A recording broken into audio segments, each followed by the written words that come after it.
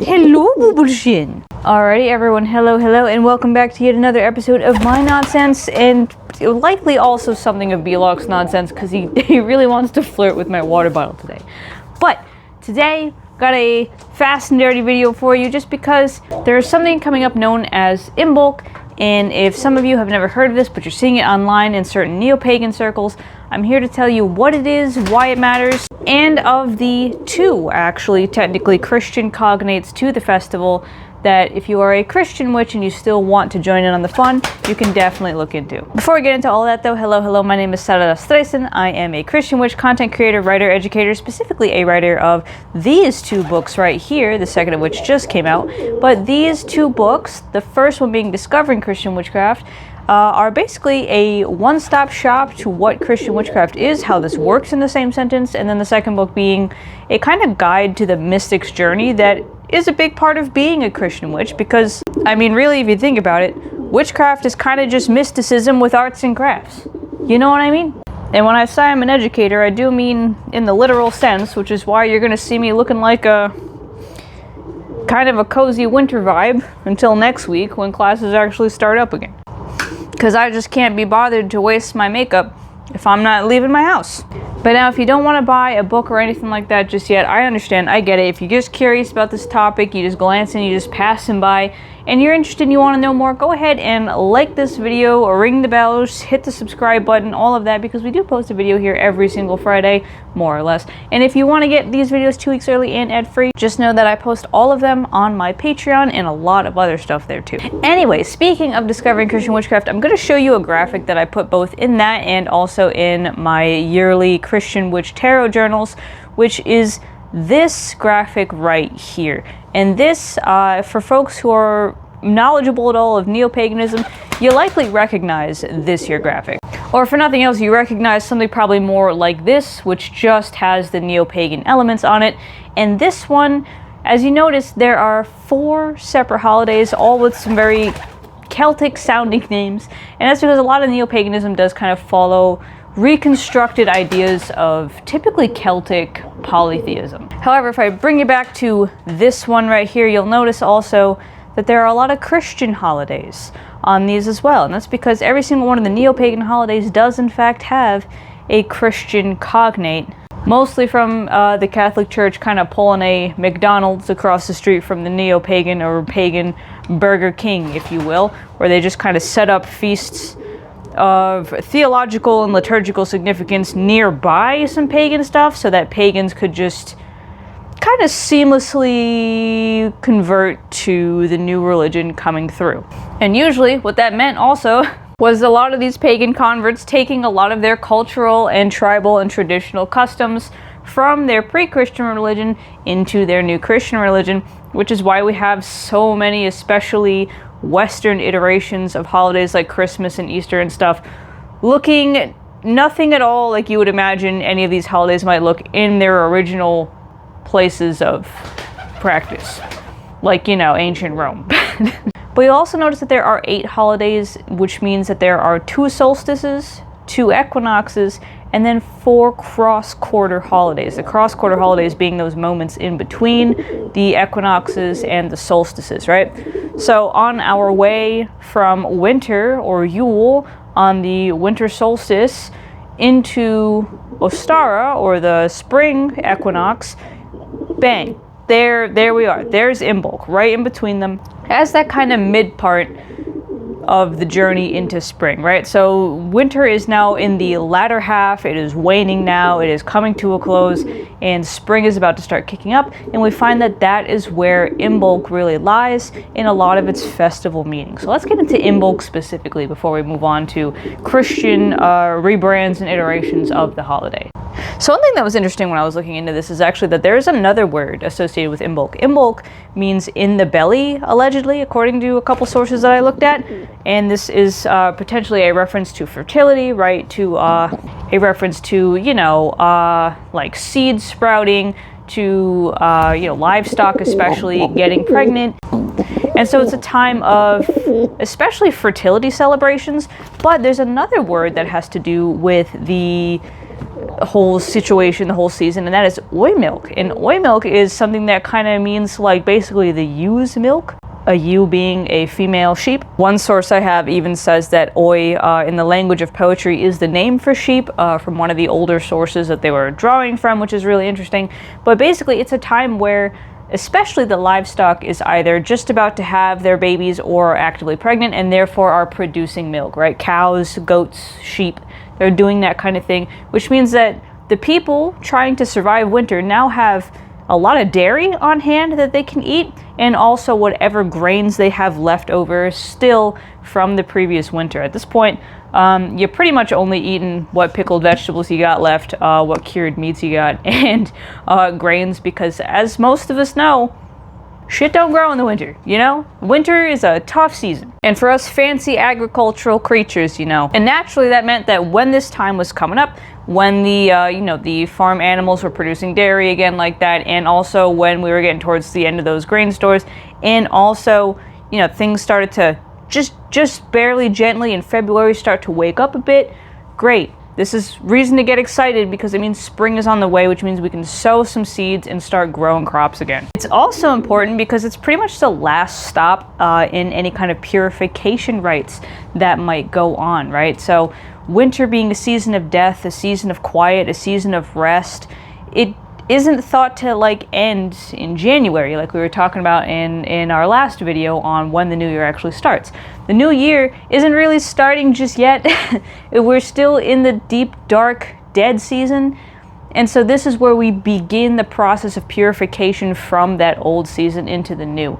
And especially in Celtic polytheism, this had a lot to do with the goddess Brigid, who is an incredible goddess and is a goddess that was worshipped pretty much all across the Celtic peoples. There was no Celtic people, especially in the Isles, that didn't deal with Brigid because she was such an important and impactful and powerful figure. She was a goddess not only of fertility and all these these other life-giving things, but also she was a goddess of crafting, of weaving, of I believe storytelling, of also smithing. Like she just had a whole grab bag of things she was associated with, and she really had that great mother quality that a lot of people really drew towards. And so she was a goddess that was especially heavily revered around this time because of those associations, especially with fertility and the sacred fire and all these things that were starting to pick up again around this time. So a lot of things associated with Imbolc are things that I think one would expect, right, to be associated with it.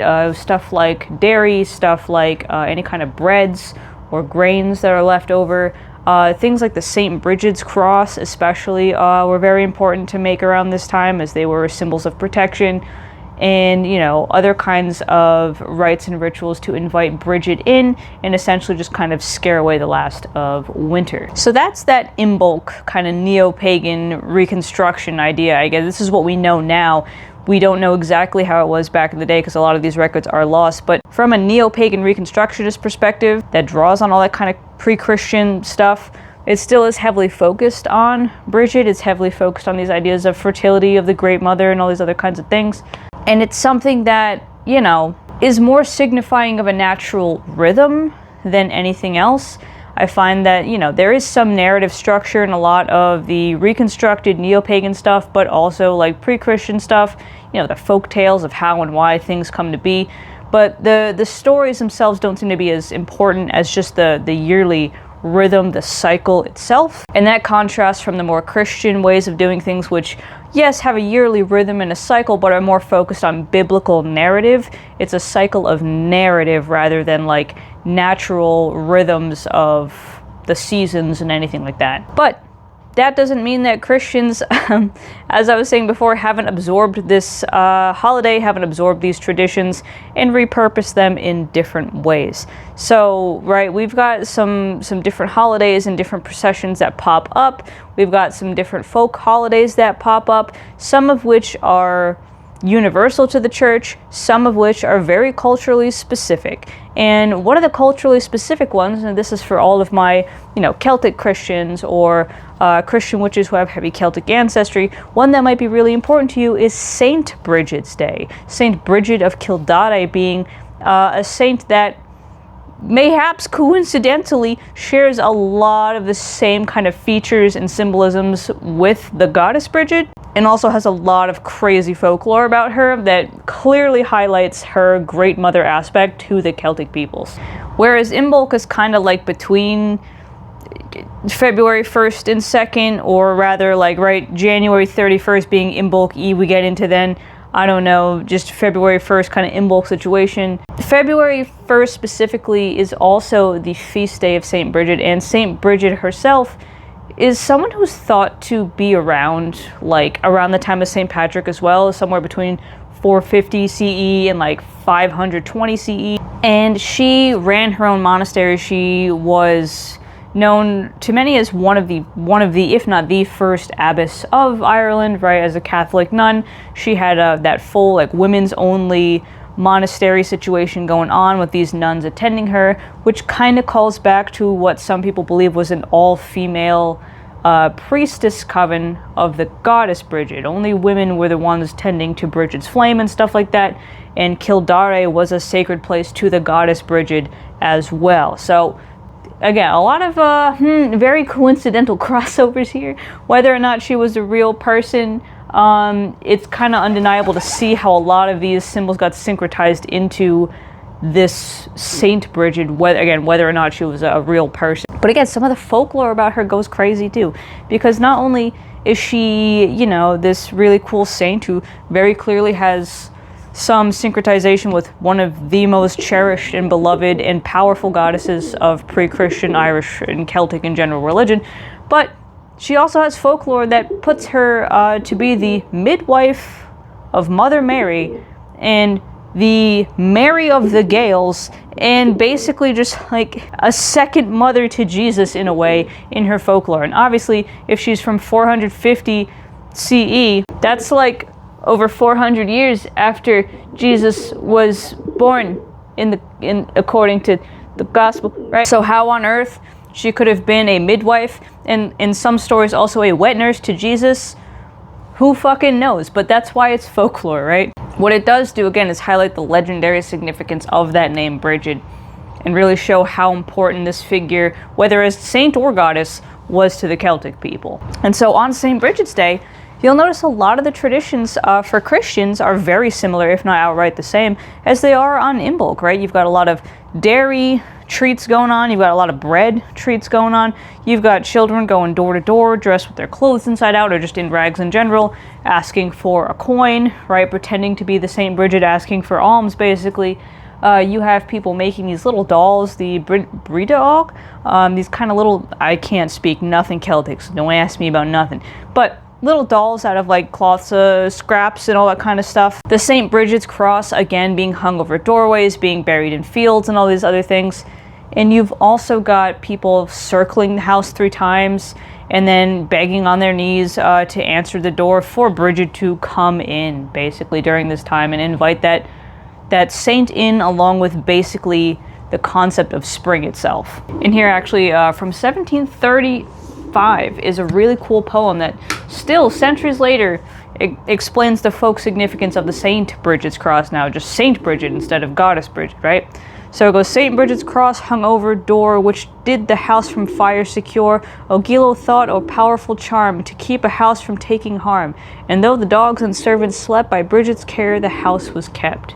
So that St. Brigid's cross, it was good against house fires, right? It would protect against house fires. It would protect against illness. It would encourage the crops to grow. If you buried it in the field, all these kinds of really cool things. Other things people would do, right? Make pancakes, make breads, throw some at the door to scare the very essence of hunger away. Leave some outside for travelers or the St. Brigid herself passing by. So there are a lot of specific traditions there that maybe if you are not of Celtic origin, you haven't heard of. Maybe if you are Celtic, you've heard of a few of these things, right? The St. Brigid's cross and all that kind of stuff. But nonetheless, that is one way of kind of bringing Imbolc into the Christian witches year, right? So even though it's not specifically Imbolc anymore, it is now just a saint feast day, which there are many in the liturgical calendar. There are many across every single month. This is still a great option to kind of capture that cross-quarter holiday essence.